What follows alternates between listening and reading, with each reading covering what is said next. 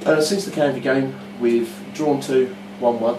One would say that was more of a consolidating performance by the team. With Hendon, played well in the first half, well in the second half. What's your take on that game first? Really pleased with the first half at Hendon.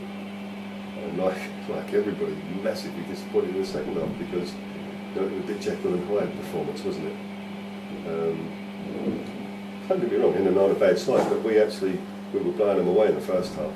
But I hate to say it, it's back to today. We created a lot of chances, and if you don't take the chances, you don't get. Look what happened today.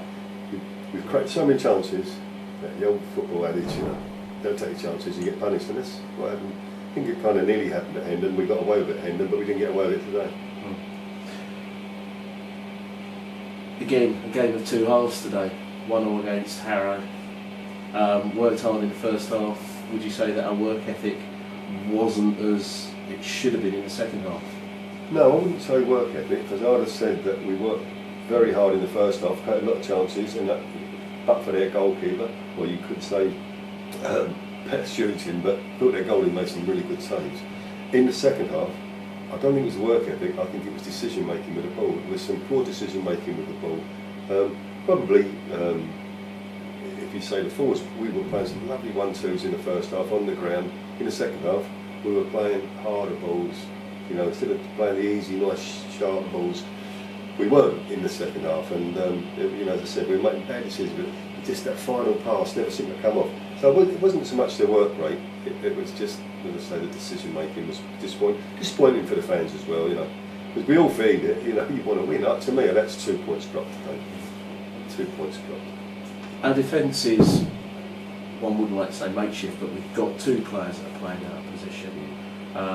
But they're beginning to sort of click together, which is quite, for a defence that's missing maybe 2 of your first team choices. Cole and Heffer, how long are they going to be out? When are they going to be back? Well, with Steve, it's he's still got it's a niggly little feel when he twists his foot. It's sort of in the cartilage sort of area, so it's still niggly. So don't know. With regards to Tim, Tim's looking to be back. Hopefully, could be available for Saturday. Okay. We'll see. Just monitor it as the week goes on. Back to the defence. With Neil Maron's come in and done a super job at right back. Mac has gone, had to move in again, and I think they've coped quite well. They've been under they've had a lot of stick, and everybody tends to blame the defence when things go wrong. No one blames the forwards when they're missing chances, so up to a point you've got to feel a bit sorry for the back four. I think they've done reasonably well. Oh yes. Having said that, you've only got to look at the goals we've leaked this so far, and it's far too many. Only 1 clean sheet out of the games we've played so far is disappointing. I felt we should have had a clean sheet today. Jason has said in the papers that you're looking for a ball player. Our ball player at the moment is injured, that would be Jamie Dormer. How long for Jamie coming back? Jamie feels good. Jamie had he's been down the gym this morning. He was running out there today. He said he feels really good. So keep getting these encouraging signs. 2 or 3 weeks, perhaps. I know if you talk to Gary, and Gary always takes the long view. He needs 4 weeks, but being of the old school, we just sort of rub him down with a sporting life and get him back out as soon as we can. Okay. Tunbridge Angels.